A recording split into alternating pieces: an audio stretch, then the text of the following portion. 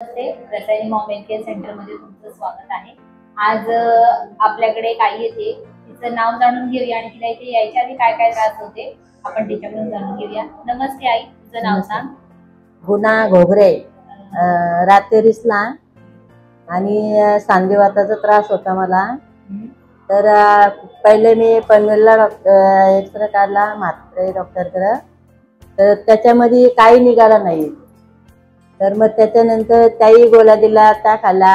नंतर मग पुढे गेले पुढच्या डॉक्टरकडे निपोनेमध्ये, दीपक सौरव कुलकर्णी त्या डॉक्टरकडे आयुर्वेदिक मध्ये। तिथे काहीतरी एक 4-5 वर्ष तरी तिथे ट्रीटमेंट केली मी। तर त्याच्या मी आयुर्वेदिक गोळ्या खाल्ल्या तरी पण तिथेही फरक नाहीये। त्याच्यानंतर मग एक कोलोरीमध्ये एक याच्यामध्ये असं डॉक्टर आहे, म्हणजे मसाज करतो तो, त्याच्याकडे काहीतरी 1 महिनाभर गेली त्याच्याकडून मसाज।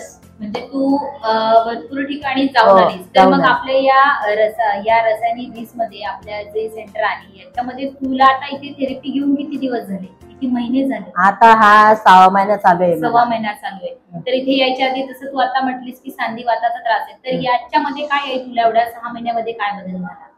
बदल झाला म्हणजे खूप पाठीमध्ये चमक मारायची, पाठीमध्ये चमक मारली का ते पुढे छातीला त्रास व्हायचा। छातीला त्रास झाल्यानंतर मग मला तो एकदम असं वाटतं काय हार्ट अटॅक आला का काय असं असं वाटतं। तर त्याच्यानंतर मग मला समजलं इथंच आहे म्हणून थेरपी, तर मी काय लक्ष दिला नाही। नंतर त्याच्यानंतर निपोनेल असे मोपाऱ्यामध्ये पण खूप डॉक्टर गेलं, त्याच्याकडे पण नाही।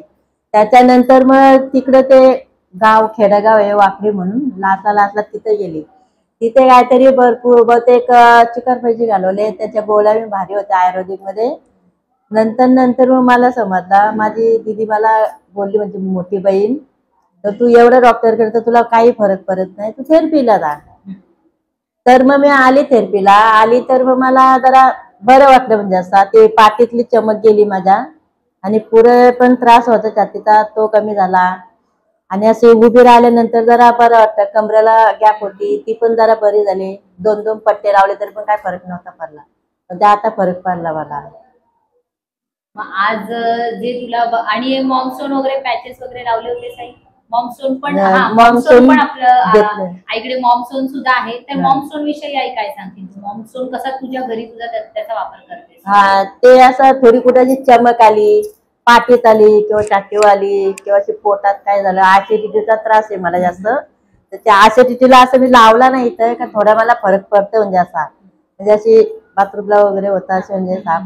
नंतर मी पोटाला पण बरं वाटतंय आणि सहसा म्हणजे विशेष जलदलीची गोळी मी जास्त खात नाही, प्रत्येक बीपीची गोळी मला खायला लागते। ती पण आहे का नाही ती पण आता चेक करायला जायला लागत डॉक्टरकडे, तेव्हा मला समजत। म्हणजे डोळ्यांचं ऑपरेशन केलं ना, तेव्हा कुठं ते नॉर्मल याच्यामध्ये आली ऑपरेशन करायच्या टायमाला, झालं आता 1-2 वर्ष झाली त्या बीपीला, तर त्याच्यावर मी चेक केली नाही परत। तर मग आता परत चेक करून बघन बीपी आहे का नाही ती, नंतर मग इथे येऊन सांगन का बीपी पण माझी कमी झाली म्हणून। आज जे तुला बघतायत आज टीव्ही वरती किंवा आपल्या मोबाईल वरती, तर आज तू त्यांना काय संदेश देशील, म्हणजे त्यांना काय सांगशील आपल्या या मॉम हेल्थ थेरपी बद्दल काय बोलशील? थेरपी मध्ये असं आहे, दररोज यायचा, थेरपी घ्यायची, बरं वाटतं जरा। ज्याच्या त्याच्या घरामध्ये पण न्यायची, ते पण सर्वांना म्हणजे असा चांगला आहे हो, सर्व माणसं जो परिवार आहे तेवढ्यानं म्हणजे घ्यायला चांगला आहे। दररोज यायचा, दररोज थेरपी घ्यायची, चांगला आहे हो। मग आज कोणाला थँक्स बोलशील? आज आपल्या ज्या सपना मॅडम समता मॅडम विषयी काय बोलशील? काय त्यांचे आभार कसे मानशील?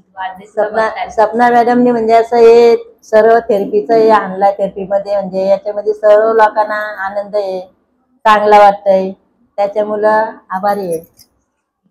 नमस्ते, नमस्ते, धन्यवाद।